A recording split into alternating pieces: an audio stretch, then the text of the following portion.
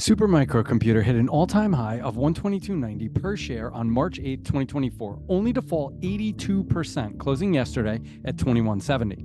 This company was one of the few stocks to outperform Nvidia for a period of time in 2024, but a recent delay in results, a major short seller, a whistleblower, departure of its auditor, and potential delisting have put the company on the ropes. Is Super Micro going to continue its slide into the dustbin of history, or is it an AI rocket ready for relaunch? Let's dive in and find out. For those of you who want Wall Street insider analysis, check out my school community. The link is in the description.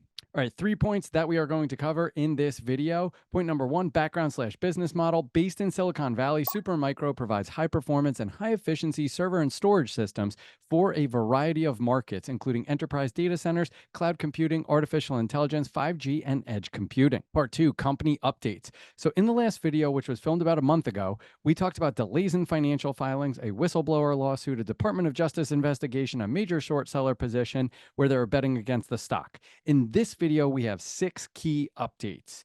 Institutional investors are running for the exits. This was one of the most heavily shorted stocks in the month of October as it lost 30%. They whiffed on a major order for Nvidia. Their Q1 results press release was issued on November 5th. They missed expectations. It was very cryptic, and they still have not filed their 10Q nor their 10K. Also, their auditor, Ernst & Young, resigned. And last but certainly not least, they're at risk of delisting. Pay very close attention to this because this is a major update. Part 3, valuation. So what does this all mean for the company and its stock? I will give you my take on Supermicro stock. On Wall Street, we build 3-statement financial models culminating in a discounted cash flow or DCF valuation. I have built a 3-statement model for Supermicro and have it currently trading at a discount with a major warning. So let's do this. If you're enjoying this, please smash that like button. All right, part 1, company background/business model. Imagine a company that started with a bold mission in Silicon Valley, quietly building the backbone of modern technology while staying under the radar. So it was established in 1993 by Charles Liang, Sarah Liu, and Wang Zhi in San Jose, California. The initial focus was a specialization in high-performance server solutions targeting cloud computing, data centers, and enterprise IT markets. Now, they've expanded operations globally with significant manufacturing facilities in Silicon Valley, the Netherlands, and Taiwan. The company went public in November of 2007, trading on the NASDAQ under the ticker symbol SMCI. Now, the current status is that they're recognized as a leading provider of high-performance and high-efficiency server technology, serving diverse markets including AI, 5G, and edge computing. Supermicro has gone from small tech startup to a global leader in server technology. But what's the secret behind its powerful revenue engine? Business model, how do they make money?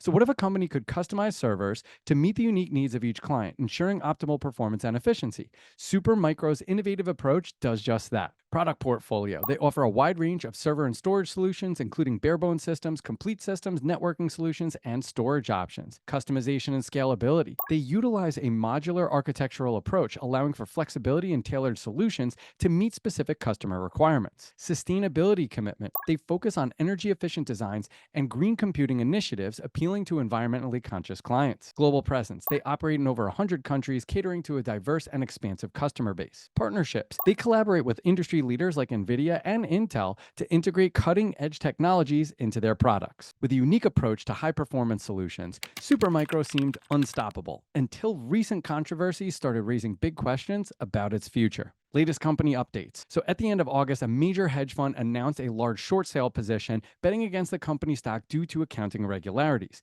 The next day, the company said that the report was complete hogwash and they were delaying their filing of financial results, but don't worry. Then at the end of September, a bombshell was dropped with the announcement of a whistleblower lawsuit and a Department of Justice investigation. For deeper coverage on all these points, check out my previous Supermicro video from October 11th. So it must be getting better, right?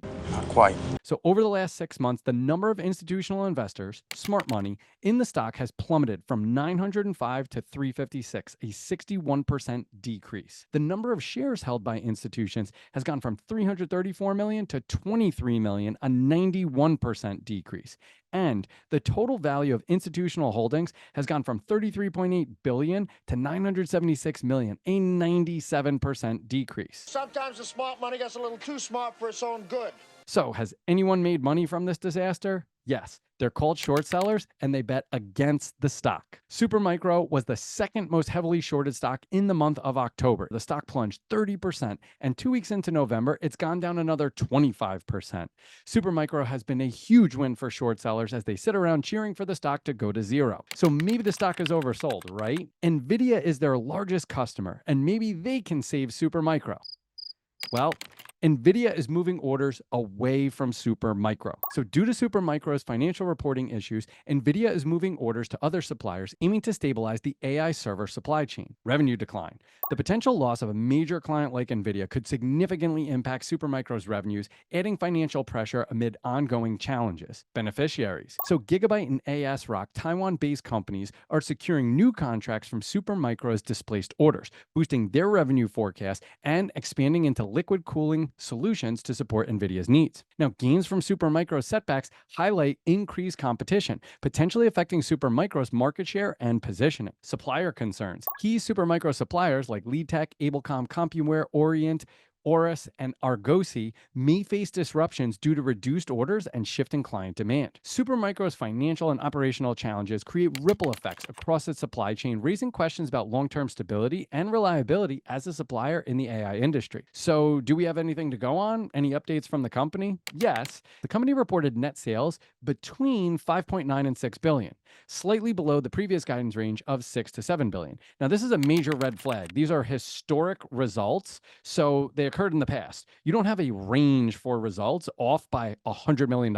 This would be like me saying, how much money did you make last year? You take what you make every 2 weeks, multiply it by 26, or you look at your W-2 statement. This is very weird and alarming. Gross margin. Both GAAP and non-GAAP gross margins were approximately 13.3%. Now, this is down almost 5% from gross margin of 18% in 2023 as the company lowers prices to stay competitive. Cash and debt position. The company held approximately 2.1 billion in cash and cash equivalents, with total debt around 2.3 billion. This debt comprised of 600 million in bank debt and 1.7 billion in convertible notes. I'm going to cover this in the balance sheet portion of the valuation, so stay tuned. Net income per share. GAAP diluted net income per share ranged from 68 cents to 70 cents, aligning with the prior guidance of 60 cents to 77 cents. But beware, because guidance for the next quarter is down substantially. Guidance for 2Q. So for the quarter ending December 31st, 2024, Supermicro anticipates net sales between 5.5 billion and 6.1 billion. This is reduced from previous guidance. Net income per share. So GAAP diluted net income per share between 48 cents and 58 cents. This is a 17 to 29% decrease from the recently released quarter. Special committee update. An independent special committee formed in response to concerns raised by the company's former auditor, Ernst & Young, concluded its investigation.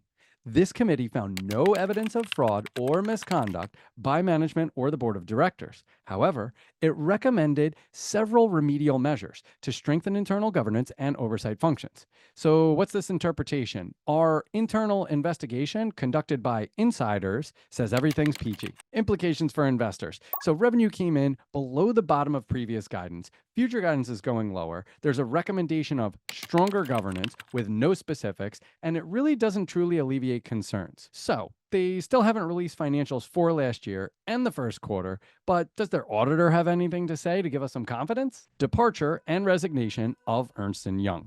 So Supermicro revealed in an 8K filing on October 30th that Ernst & Young, their accounting firm, resigned.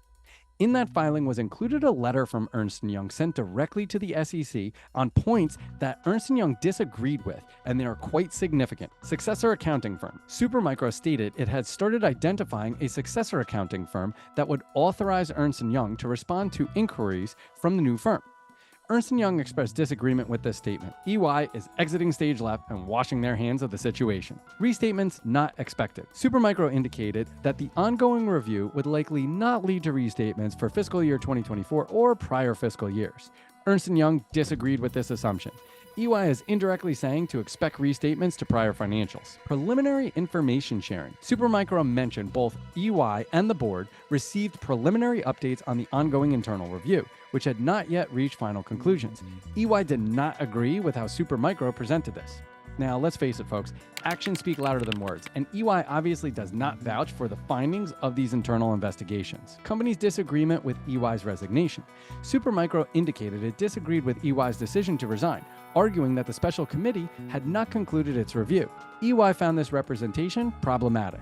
Now, how do I read into this? We don't have to wait. We've seen enough. Takeaways and implications for investors. So number one, ongoing uncertainties with financial reporting. EY's disagreement about expected restatements indicates potential risk in Supermicro's financial reporting, which may lead to restatements and adjustments. This uncertainty can impact investor confidence and stock valuation. Number two, concerns over governance and transparency. EY's resignation underlines significant issues with Supermicro's governance and internal controls. This ongoing conflict may indicate underlying challenges with management, potentially affecting the company's reputation and investor trust. Number three, delayed regulatory compliance and potential NASDAQ delisting. If Supermicro cannot secure a new auditor or complete its filings on time, it risks NASDAQ delisting in a matter of days. A delisting would reduce the stock's liquidity and visibility, potentially resulting in selling pressure and a lower stock price. Number four, challenges in securing a successor auditor. Given EY's disagreement and departure, other auditing firms may be pretty cautious about taking on Supermicro as a client, which could delay compliance efforts and add to operational challenges. These disagreements highlight substantial risks related to the financial transparency and governance for Supermicro, warranting caution among investors regarding long-term investment stability. Number six, potential for stock delisting from NASDAQ. This is huge, so pay very close attention here. On September 17th, Supermicro received a 60-day warning from NASDAQ due to its delayed 10-K filing, with an extension possible if a compliance plan is approved. Now, if Supermicro is delisted by NASDAQ on November 16th, the impacts for the company and its investors would be substantial. Here's what to expect. Number one, stock trading moves to OTC or over-the-counter markets. So the impact would be that SMCI shares would likely move to an OTC market. Trading on these markets generally provides less visibility and liquidity than NASDAQ. Implications for investors are that OTC markets often have lower trading volumes, which can lead to higher price volatility and potentially wider bid-ask spreads. This shift makes buying or selling SMCI shares more challenging and could affect the stock price negatively. Number two, decreased access to institutional investment. Institutional investors like mutual funds and pensions often have mandates restricting them from investing in OTC stocks. Many may be required to divest from Supermicro, as NASDAQ delisting can lead to exclusion from indexes and exchange-traded funds. So what's the implication for investors? A loss of institutional support could lead to significant selling pressure, potentially lowering SMCI's stock price even further. This also reduces the company's access to large, steady pools of capital in the future. Number three, reduced analyst coverage and media attention. Delisted stocks receive less media coverage and fewer analyst reports, as most analysts focus on exchange-listed stocks. So what's the implications for investors? Reduced visibility may lead to lower demand for Supermicro shares. Long-term investors may find it harder to follow SMCI's progress, and the reduced flow of information could make it more difficult to assess the company's fair value. Number four, increased costs and challenges for financing. NASDAQ listing enhances a company's reputation and lowers its capital costs. Without it, SMCI could face higher interest rates on debt and greater difficulty issuing new stock or debt. So what are the implications for investors? Higher financing costs could impact SMCI's profitability and growth. Limited access to capital could also affect the company's ability to fund expansions, research and development, or acquisitions, which may affect its competitive positioning. Number five, potential for relisting. Supermicro could work to rectify the issues and seek relisting on NASDAQ once it regains compliance. What are the implications for investors? If SMCI achieves relisting, the stock may recover in price due to improved liquidity, but the timeline and likelihood of relisting depend on SMCI's ability to resolve underlying issues and meet listing requirements. So what's the takeaway? While delisting does not directly affect Supermicro's business operations, the shift to OTC trading, reduced institutional interest, and higher financing costs could impact the company's market valuation and liquidity. This would be an essential point for investors to watch, especially those with shorter-term time horizons. All right, part three, the valuation. We're going to begin with the balance sheet. So cash has increased 6.4x over the last 5 years. Inventory has increased 6.6x over the last 5 years. Remember, this is a very inventory-intensive business. We're talking about servers. Now, two major red flags, and probably why they delayed the annual 630 filing. $1.7 billion of convertible debt and $2.3 billion of equity was issued last year. That's $4 billion of financing. Now, that is a major implication for investors because that's going to lead to massive dilution for existing shareholders. And this is a major red flag and something to watch out for. Now, while the company was net cash greater than debt by $151 million at the end of 2023, as of the 9/30 press release, they are net debt, which means debt is greater than cash by $200 million. Retained earnings has increased 4.7x over the last 5 years, mainly due to the increase in net income. We're going to see this next in the income statement. So what's the takeaway? The company has not managed rapid growth well, financing its business with dilutive equity and convertible debt, which is simply not sustainable. Let's hop in the model. As we mentioned, a massive increase in cash here, but also a massive increase in inventories, which is to be expected because the only way you're going to generate more revenue is with more inventory, more stuff to sell. But this is where it's really alarming. They kind of snuck this in here. So $1.7 billion of convertible notes and $2.8 billion of paid-in capital, i.e. equity issuance. Now, for a company that's growing so rapidly and that's doing well from a financial perspective, you should absolutely not need to raise very high-cost, expensive equity or convertible debt. These are two very concerning issues right here. So I'm actually looking forward to seeing them finally release their financials so we can dig into a little bit more what happened with this equity issuance and this convertible debt because it doesn't really jive well with our analysis. All right, next we have the income statement. So rapid AI-fueled growth has resulted in top-line revenue increasing 4.3x over the last 5 years. While we saw cost efficiency and margin expansion across the board from 2017 to 2023, last year took a turn for the worse. From gross margin down through net margin, we have seen significant margin compression across the board. Gross margin has not been this low since 2018. Now, despite this compression, net income has increased significantly with a 5-year increase of 16.8x, which is 12.5 times greater than revenue growth. Remember, revenue is what you make, net income is what you keep. We're going to see this in more detail next in the cash flow statement. Returns on equity and invested capital have increased significantly over the last 5 years, with ROE going from 8.4% in 2020 to 32.5% in 2024. Now, while this is almost a 4x increase and it's amazing, there was a significant pullback last year. I cover this in depth in my school community. Check out the link in the description. So what's the takeaway? While the company has grown rapidly, it has managed to keep costs under control, resulting in massively increasing profitability. Despite this, last year saw red flags on multiple fronts, from compressing margins to decreasing returns. Let's hop in the model. All right, so as we mentioned, massive increase in revenue going to $14.9 billion last year. Absolutely remarkable.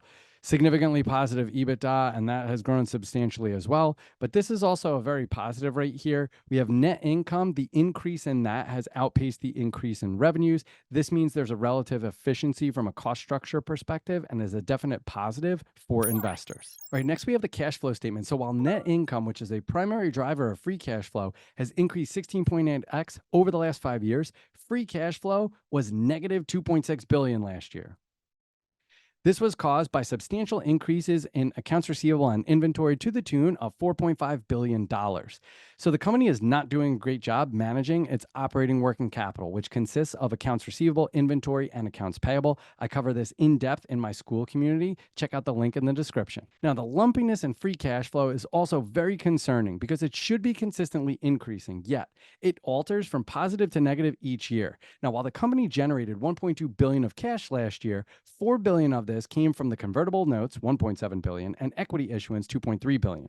The convertible notes are debt that converts into equity, and this will massively dilute the existing shareholders, so it's something to be aware of. Now, without this $4 billion of financing, Supermicro would have lost $2.8 billion in cash last year, which is very suspicious considering its massive and rapid growth. Now, while Supermicro is projected to generate $1.8 billion in cash this upcoming year, they're projected to lose $159 million of cash in the subsequent 4 years. So what's the takeaway? Supermicro is an inconsistent generator of free cash flow, and they do need to manage working capital so as to not draw on a revolver in the projected years, which will help maintain financial flexibility moving forward. Let's hop in the model. All right, cash flow statement, as mentioned right here, red flag, red flag. So right here, this is operating cash flow less CapEx. That is basically free cash flow. So you see it goes positive, negative, positive, negative, positive, negative. Okay. This is just straight up weird. Okay. You should see a consistent increase over time. The fact that it's positive and negative year in, year out is very odd. And also, we have a negative $2.6 billion amount for free cash flow, the bulk of which is a function of right here, where we see accounts receivable and inventories, these massive outflows of $4.5 billion because you have these massive increases. They have to collect these receivables and turn these inventories. Now, another major thing to watch out for here that we can't just gloss over is the equity issuance and the convertible notes issuance. So this combination right here is $4 billion of financing. This is the land of like early stage growth companies. This is not the land of well-established S&P 500 firms. So this is just straight up odd. Companies like a Super Micro, with their stature, their growth, and their financials, they should be able to obtain financing through normal means, like from a bank, through a term loan, through a revolving credit facility. The fact that they did this is very sus, to say the least. Last but not least, I want you to notice that there is an outflow of cash in the 4 years after next year. So this is a company that has done very well in the past, has very shaky financials, but we have to be very careful with what's going to happen on a going forward basis. Forecast drivers and DCF assumptions. The company has not given forward guidance beyond next quarter, and without a resolution to its accounting issues and with the reduction in business from NVIDIA, I decided to go with a revenue growth of 16 to 19%, which is what they generated from the 2017-18 timeframe to 2023. This is well below Wall Street consensus, which has a 5-year compound annual growth rate in revenue of 27.4%. So we're about 10% lower than Wall Street. Now, the company has done an outstanding job managing its costs up to 2023, but fell short last year. For a high-growth AI server company, they have a reasonable beta of 1.35, which is risky but not high risk. We used a terminal multiple of 14 times LTM EBITDA. That's below the comps average and is below historical levels for the company. The current EBITDA multiple is 10.1x, and that's quite depressed and should expand once accounting issues are resolved.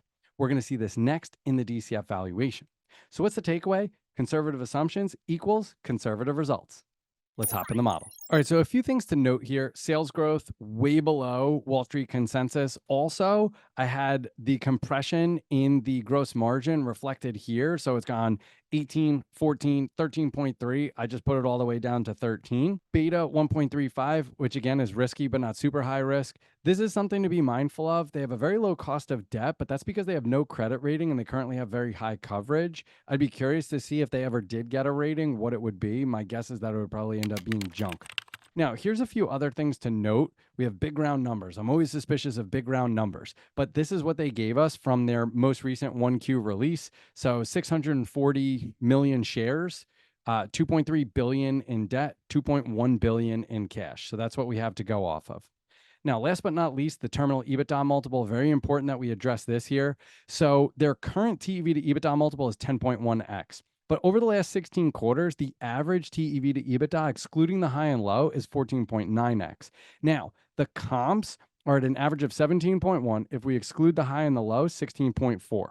So I ended up going with 14 times to be conservative. This is conservative to the comps. It's also very conservative compared to the company's own historical multiples. So this should give us a very conservative result for our valuation. All right, next, DCF valuation. We ran 3 scenarios, bear, base, and bull, with the current model at base. Future cash flows are discounted back to today to get to TEV. We strip out net debt to get to equity value. The company is a leading player in the high-efficiency server space with eye-popping growth. But with a year-to-date decline of 26% and a decline of 82% from its peak in March, is it worth buying today? Wall Street has Supermicro at a median of $32.50 a share, which is a 50% discount. What does our analysis show? Let's hop in the model. All right, y'all, DCF valuation time. Woo woo. So you got EBITDA less DNA gives us EBIT less cash taxes, gets us EBIT or NOPAT. We add back the DNA. We take into account changes in operating working capital, strip out the CapEx. We get free cash flow to the firm. Remember, 14 times our terminal EBITDA, that gets us the terminal value, gives us our cash flows to discount. We multiply those by the discount factors to get our present value of cash flows. We add those together to get total enterprise value. We strip out the debt. We add the cash. We strip out non-controlling interest. We add associate investments. We get an intrinsic equity value of $18.6 billion divided by the current shares outstanding. We get an implied implied share price of $29.12. Compared to the current share price of $21.70, we got a 34.2% discount, which should be a screaming buy, right? Well, my recommendation here is to avoid. Why? Because we can't trust the numbers. Sad but true. These are super conservative assumptions here, but I want to make it crystal clear. This is a stock that I would completely avoid until we can have some sort of trust in the financials. Sensitivity and scenario analysis. We ran 50 different models by utilizing data tables. We sensitized revenue growth versus CapEx intensity and WACC versus the terminal multiple. 0 out of 50 or 0% said sell. 4 out of 50 or 8% said hold. 46 out of 50 or 92% showed buy. We ran each of the three scenarios equally weighted, got a weighted average value of $29.64, which is a 36.6% discount. So what's the takeaway? Utilizing conservative assumptions, we show a buy rating for the stock at a substantial discount. That being said, my recommendation would be to avoid, since we cannot trust the numbers for the company. Let's hop in the model. All right, folks. So as you can see, green everywhere. Looks like St. Patrick's Day, but there's more to this than meets the eye. These are super conservative assumptions. The stock is definitely very oversold. If we could have any semblance of trust in the numbers, I would change my tune. This is based on the numbers that are being presented and super conservative assumptions. But again, I can't even trust the numbers that we have in here. So take this all with a grain of salt. Last but not least, we have the scenario analysis. So in the extreme bear case, we actually get a sell rating and a value per share of about $15.30. Our base is at 29. A bull case scenario is 44.50. We get a weighted average of 29.64, which is a 36.6% discount. And again, this would normally be a buy, but I'm mentioning, like reiterating over and over again, avoid this stock. We cannot trust the numbers. We cannot trust the financials. All right, last but not least, the wrap-ups. Wall Street has Supermicro at a high of $93, which is a 329% discount, a median of $32.50, which is a 50% discount, and a low of $23, which is a 6% discount. The stock is down 26% year to date, while the S&P 500 is up 27% year to date. They're literally going in the opposite direction. Now, the stock is also down 82% from its all-time high of 122.90 achieved in March of this year. You should seek the advice of an investment professional always. I do not know your individual financial situation, and this content is meant to educate and is not investment advice. That being said, I do not have a position in Supermicro and do not plan on initiating one anytime soon. While the company is a leader in the niche space of high-efficiency servers, which will be important moving forward as AI continues to grow, I have zero faith in the company's financials. And unless and until a new accounting firm steps up and takes the place of Ernst & Young, I'm going to sit on the sidelines. Earlier in this video, we discussed in depth the major issues currently facing the company. Institutional investors are running for the exits. It's currently one of the most heavily shorted stocks in the market today. They whiffed on a major order for NVIDIA, who's moving to other suppliers. So Supermicro is already losing market share. Q1 results press release missed expectations. Guidance is down for next quarter, and they still have not filed their 10K or 10Q. Their auditor, Ernst & Young, resigned without being able to bless the financials and alluding to the likelihood of financial restatements. And last, but most important, they're at risk of being delisted within days. Perhaps if you're watching this video, the company might already be delisted and no longer be on the NASDAQ. When that happens, there's going to be a massive sell-off, a lack of liquidity, and a long road back to relisting.